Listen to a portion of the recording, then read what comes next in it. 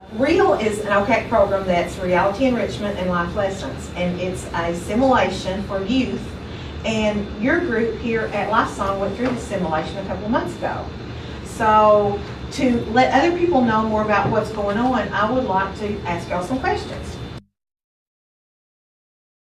I figured it would be just kind of boring, kind of, I already knew all this stuff. It was stuff I already knew. Wouldn't learn much. Just kind of one of those other nights that just sit around and love. Okay. And then what did you find? I found out it was really, really helpful to help me get oriented to the world around me. Just kind of get me set up and realize that the real world isn't as easy as everybody makes it seem. Good. Sophie, did you get it evicted? Did you get it into any trouble during the simulation? Yeah. Well, okay, tell us what happened. Well, the sheriff came and got me and told me that I needed to pay my rent and my bills, and I got kicked out of my house. How did you find that? Is that the kind of way you want to live when you're older? No. I'd like to throw in here that the first half of the simulation, they're living a not so good life. They've made choices on their own. And so when we get into the second half, they have made better choices, especially finishing high school and getting education. Logan, did you have any children? I did have children. Okay, how was it to take care of children and try to work? I only had children on the first half when I was bad. and I got them taken away from me multiple times, like once a week, to put them in the social security because I forgot to pick them up from daycare. Okay, so you found that it wasn't so easy to be a parent, right? Austin, did you get to work on time and have enough money to pay all your bills? I got to work on time, but I didn't have near enough money ever in the first half. In the first half? Yeah, I don't think I ate for 3 weeks. Oh. Okay. Yeah. Well, was it easy to get a job? Did you have a job the first half? Yes. I had a pizza delivery job, I think. How was your pay with that? Terrible. Okay. How do you think that the choices that you make now will affect you later?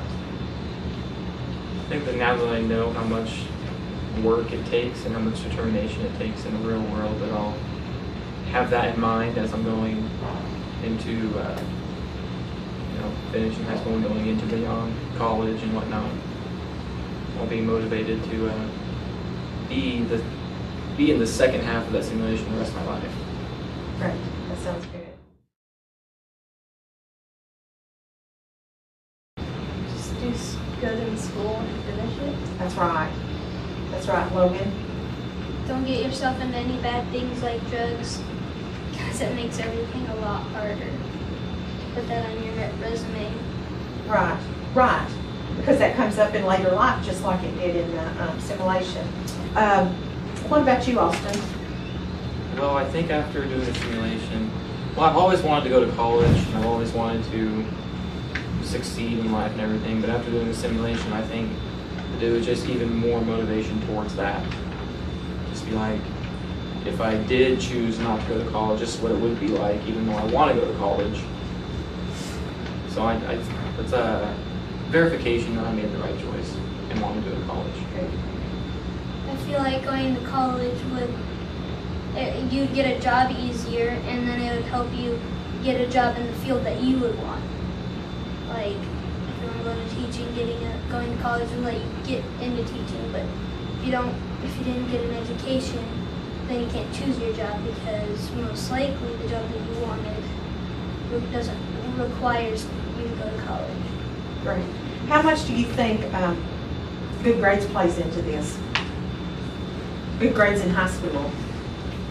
A lot, because it really sets you up for college. If you don't get good grades in high school, then you kiss your college dreams goodbye. Okay. Mike and Whitney were our hosts for the simulation, and I'd like to ask y'all a few questions. What were your expectations, Mike, about this?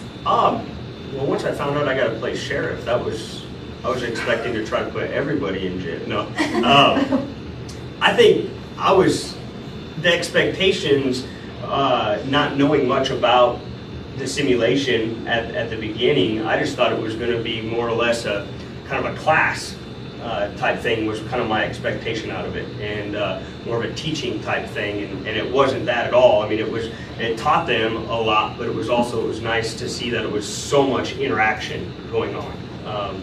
I think it made it enjoyable for them. I honestly was hesitant at the beginning because I'm thinking, okay, we're taken away from a youth group night where we have fun and, you know, and have music and all that stuff, and so I was a little leery, to be honest, but once the night got started, it was really neat to see the kids actually kind of in their frustration having fun with it at the same time. Right. You know, so that was a pleasant surprise with that. So you were a little hesitant to host the simulation? Yeah. Because yeah. you just didn't know enough about it? Yeah, exactly.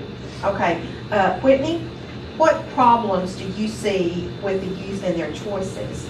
Because you were here for, you worked and you were here for both halves. So how could you kind of look at both sides, and what would be your comments? I think initially with the first half of the simulation, they're very self-motivated. It's what I can get out of with the pieces. It wasn't so much that I needed to eat, but I needed money, or as it went on, the things that became important was actually their home, because at times they were evicted from their house, and they realized it was important to maintain that, and it was important to make sure you made it to work on time, and those things that weren't important in the first half. And so the changes that they made in their choices between the first half and the second half were very, very different. But in general, I mean, I think the youth in everyday life, they just don't realize the choices that are involved in making ends meet, if you will. And so this was really good for them to have it all in their lap and say, okay, this is the amount of time you have, and these are the choices you have to make. And it was really neat watching them make the switch over to what was really important to them. And in fact, even the first half, I don't think any of them made it to any type of church function or any volunteer type role. And in the second half, they were giving items away to those organizations, which they didn't have the opportunity to do in the first half. And that was definitely a switch in their choice too. So that was really neat. Heidi, as a parent, you had a child participate in this. And I know you stopped by our office, which I was so appreciative, because what was Sophie's comment to you as a parent? How do you do all the things that you do?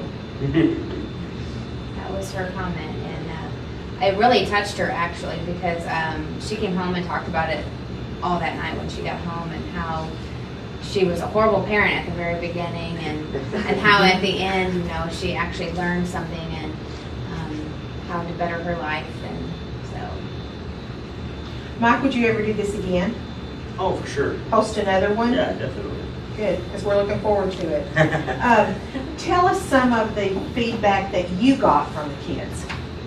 I think some of the feedback from one individual that kind of stands out to me was a kid that was actually not in school at the time, and I think it really motivated him to want to get back into school, and he has just started today. Yay! Matter of fact, back in school, trying to finish great. I think he's got a semester of school left, and so it really motivated him to jump back into it. So that was, if nothing else, it was worth it for that. Right. You know, That is great.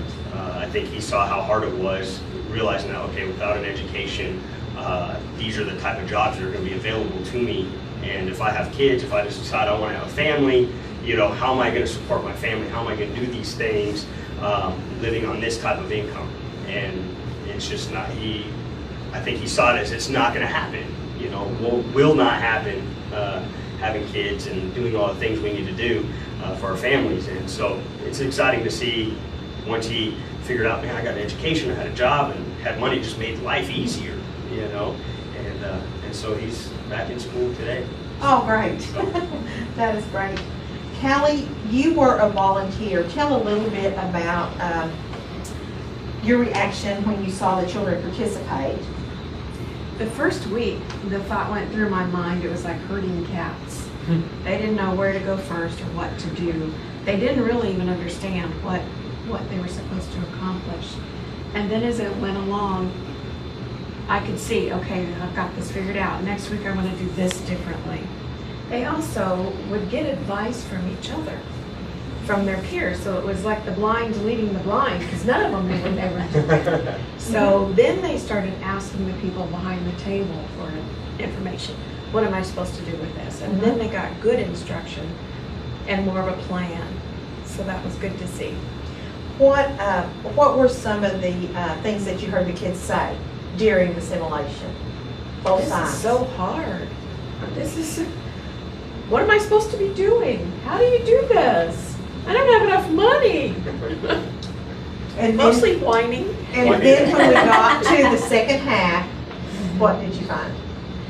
Oh, they loved having that wad of cash in their hands, even if it was Monopoly money. Didn't you feel good walking around with that big old chunk? I'm going to buy a boat. And they realized the first thing you do is get your check, and then you get the cash, and then you get the stuff.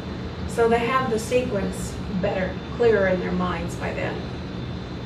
Mike, what lessons do you think that R.E.A.L. really does provide? It's a lot, really. It's hard to narrow down. The one that keeps coming to mind is motivation. I think it gives them some motivation. I think in the area where we live here, there's not a lot of motivation that I see in kids these days to go out and become something, make something of their life, make something of themselves. And so seeing this, how, especially during that first half, makes things very difficult, and seeing the difference of the two, I think it really motivates them. I think it's a good motivator to motivate them to go get an education and make something of themselves.